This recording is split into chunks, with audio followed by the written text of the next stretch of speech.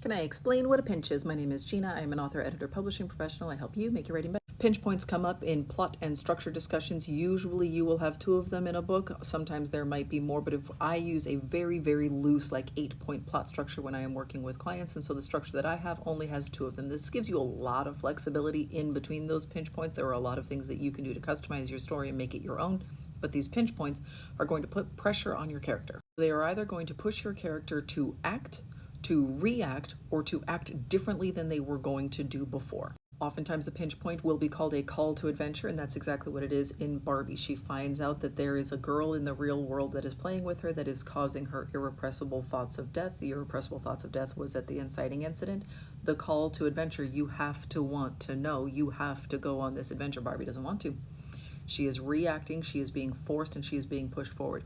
Usually, pinch number one, not always, but usually this is going to force a character to react. They are going to be running away from something rather than towards something. And in Barbie, yeah, she runs to the real world, but she's also like leaving Barbie land to go to try to find some answers, and she's going very reluctantly. I would not say that she is like rushing headlong toward a goal. This is still very reactive. Pinch number two is usually often going to be bad guys close in. And that's exactly what is happening here. The bad guys close in, Mattel tries to put her in a box, and then she escapes.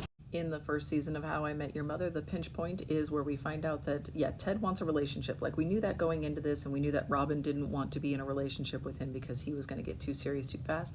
But episode 6, this is where we find out that Robin very much does not want to be in a relationship.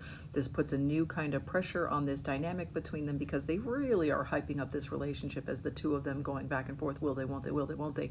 She does not want to be a girlfriend to anybody. It's not just about Ted, it's about nobody. She doesn't want to be a girlfriend at all. But then here in pinch number 2, we have a reversal where Robin does want to be in a relationship with Ted, but he has met somebody else. So we are not just looking at Ted's arc all the way through this. This is more like the relationship is the arc that we are putting pinch points on, that we are putting some pressure on. Pilot episode of Gilmore Girls, the first pinch point is, now that we are financially involved in your life, I would like to be actually involved in your life. So Lorelai did not want to do this. Everything was going to be okay. Her dad says, I'm going to get the checkbook, and so close. We have a pinch. We have a point. We have something that is putting pressure on Lorelai. It's going to force her to act in a way that she wouldn't otherwise.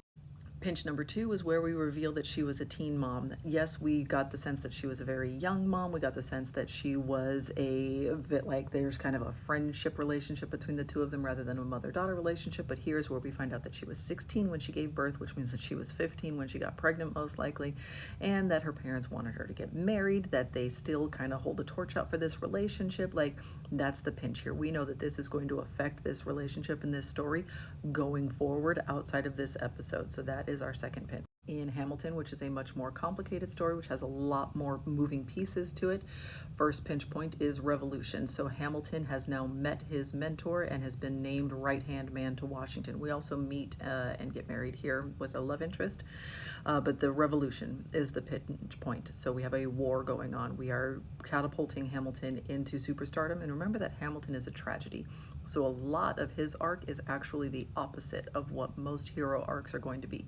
So he is running towards something when he should be running away from it in the story, like in the overall story structure. He's running towards when he should be running from.